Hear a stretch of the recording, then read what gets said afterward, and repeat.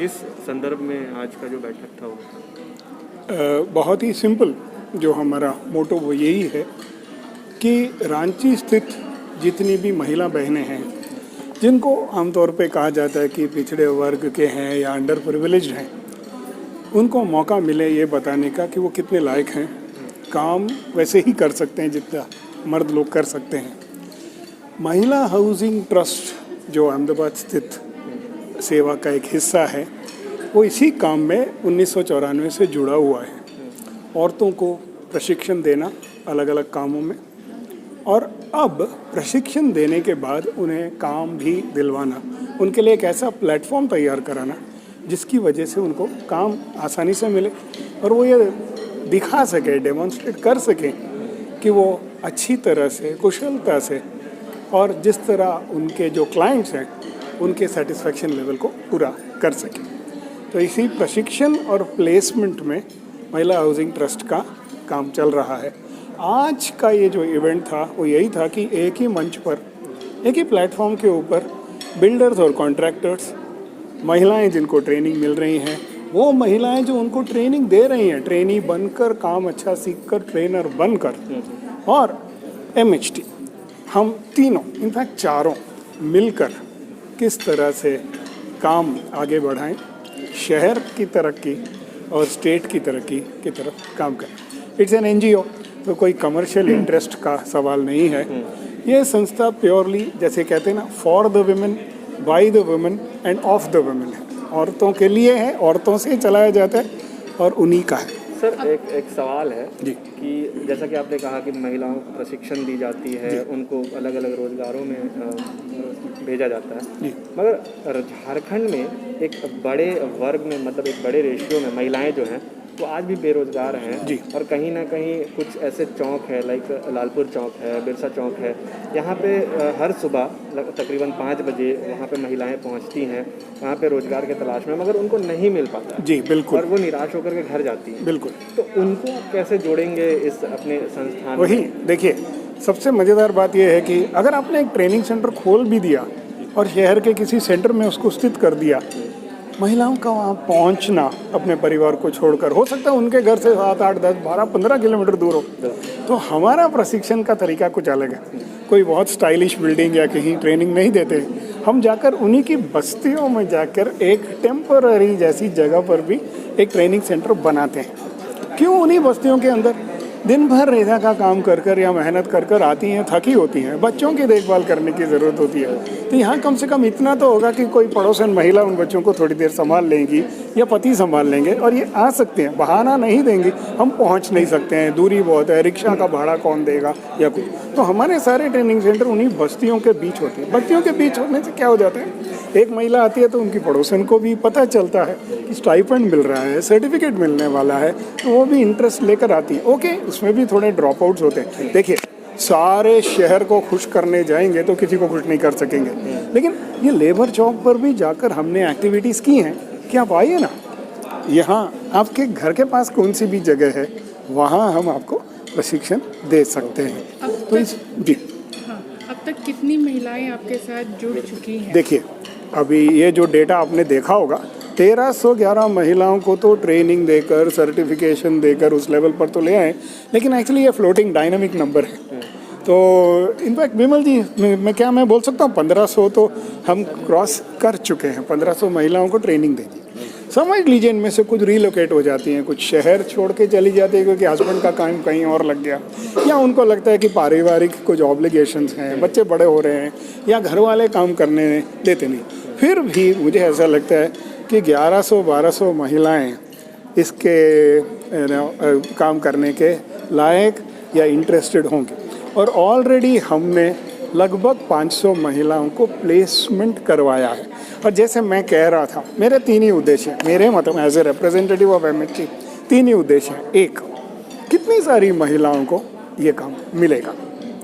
दूसरा, अगर आज उनको किसी भी साइट पर या कई साइटों को मिलाकर महीने में 4, 5, 8 दिन काम मिलता है, तो क्या उसे हम 20, 22, 25 तक ले जा सकते हैं। और तीसरा, रेज़ा काम करते वक्त क्या मिलता है, 200, 250, क्या होगा उसमें एक दिन में।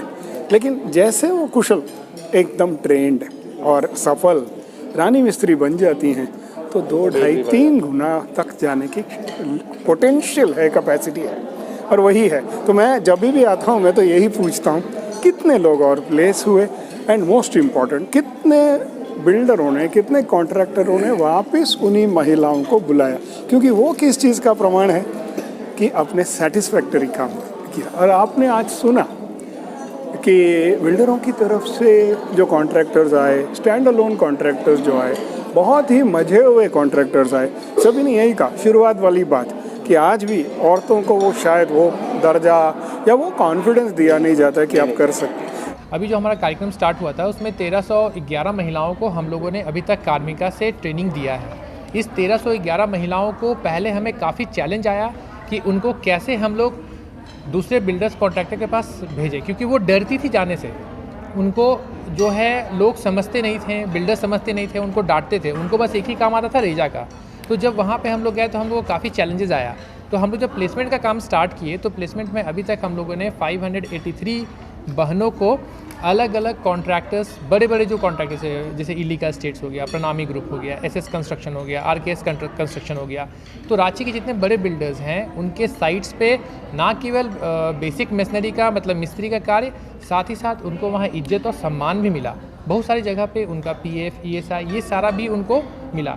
कुछ ऐसे कॉन्ट्रैक्टर्स हैं जिनको हम लोग बोले, उनको बताएं कि दीदी बहुत दूर से जा रही है, क्योंकि ये ट्रैवल करना कम चाहती थी। इनका एक बाउंड्री माइंडसेट था, इनके परिवार वाले, इनके सोसाइटी वाले, वो इनको एक लिमिट में रखते थे कि अच्छा तुम ये काम करिए, तुम यहाँ तक ही काम करोगी, इतने दूर ही ट्रैवल करोगी, क्योंकि उनको शाम में वापस आना पड़ता है अपनी घर में, आ करके अपने बच्चे हैं, अपने फैमिली है, उनको भी देखना पड़ता है। तो वो धीरे धीरे बाउंड्री जो है उनका हम लोग इंक्रीज, पहले 5 किलोमीटर चलती थी, अभी 10 किलोमीटर जाती है काम करने के लिए, और उनका पर डे का जो आमदनी है वो 450 से 500 के आसपास में आया है। क्या एमएसटी शिक्षा के ऊपर कोई ध्यान दे रही है? शिक्षा के ऊपर हम लोग अभी डायरेक्टली उनका ध्यान नहीं दे रहे हैं, मगर हम लोग उनको बेसिक, ये क्वेश्चन आपका किस कंटेक्स्ट में है, कार्मिका दीदी की उनके फैमिली के ऊपर? उनके फैमिली और कार्मिका दीदी। कार्मिका दीदी जो है, कार्मिका दीदी को हम लोग बेसिक उतना ही बताते हैं जितना उनको इस कंस्ट्रक्शन सेक्टर में रिक्वायरमेंट है। उनकी जो फैमिली है उसको हम लोग ये चाहते हैं कि हमारी जो सीएजी बहन है वो लोग उनका देखें कि जो उनका सरकारी स्कूल है वहाँ पे बच्चे जा रहे हैं कि नहीं, उस पर वो लोग काम करिए। हम लोग उनको इस चीज़ का ट्रेनिंग दे रहे हैं। रांची में एमएसटी जो है 2014 से काम कर रही है। वैसे इनका जो हेड ऑफिस है हमारा वो गुजरात से है, लेकिन 2014 से रांची में एमएसटी काम करना शुरू करी, और महिलाओं को विशेष तौर पर एमएसटी है महिलाओं के लिए ही काम करता है, उनके विकास के लिए। और आज जो हम जिस ट्रेनिंग में आए हुए, जिस कार्यशाला में आए हैं, उनका उद्देश्य ये था कि जो महिला जो कार्मिका ट्रेनिंग लेती है, जो महिलाएं जो कौशल विकास सीखती है, जो प्रशिक्षण लेती है, तो वो अपना जो भी रोजगार है उस रोजगार को कैसे आर्थिक तौर पर और बढ़ा सके, क्योंकि जिस तरह से आर्थिक उन्नति होगी, उनका परिवार भी है, उनको डेवलप होगा, उनकी जो ज़रूरत की चीज़ें हैं वो और अच्छे से वो उनको फुलफ़िल कर पाएंगी, पूरा कर पाएंगी।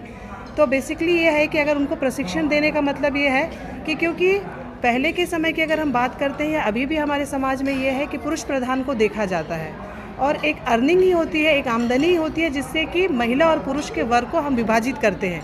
अगर पुरुष कमाता है यानी कि उसका घर में अधिकार ज़्यादा है, उनका किसी चीज़ को लेकर अगर घर में कोई मुद्दा है तो उस पर वो अपनी बात को पूरी निर्णय से या सक्षमता से रख सकता है। ये सारा निर्णय पुरुषों का होता है। इसी एस्पेक्ट्स को, इसी नज़रिए को हम देखकर जब एमएसटी ने काम करना शुरू किया कि क्यों महिलाएं जो बराबर पुरुषों के बराबर वो काम करती है, बराबर उनको बराबर समय देती है, बराबर वो घर का भी दायित्व निभाती है, बाहर अपने काम को भी अगर वो पूरा करती है, तो क्यों ना वो आर्थिक रूप से भी सक्षम हो और अपने निर्णय हैं, अपने फैसले हैं, वो घर में पूरी तरह से रख सके। मैडम, आज भी बहुत सारी महिलाएं जो हैं वो बेरोजगार हैं, दर दर की ठोकरें खा रही हैं, बहुत सारी महिलाएं गलत तरह का लाइन भी पकड़ ले रही हैं। तो उसके लिए आप लोग क्या मतलब यहाँ पे मेहनत कर रहे हैं, और आप जो ये जो चला रहे हैं महिलाओं की ये में, तो ये काम आप कब से कर रहे हैं और कितने महिलाओं को अभी तक आप लोगों ने रोज़गार दिया है? आज की कार्यशाला में जिस तरह से अमित जी ने बताया कि हमारा जो एक पार्ट है, जो हम कार्मिका महिलाओं को जो हम प्रशिक्षण देते हैं, उसमें केवल प्रशिक्षण नहीं देना है बल्कि उनको रोज़गार के अवसर भी मुहैया कराना। तो हम उनको प्लेसमेंट का भी सुविधा है, जिसके अंतर्गत जो महिलाएं ट्रेनिंग लेती हैं उनको प्लेसमेंट, जो बड़े बड़े बिल्डर्स होते हैं उनके थ्रू उनको रोज़गार देना, ताकि वो उनका आय जो है वो उनको बढ़ोतरी हो और वो अच्छे से परिवार चला सके।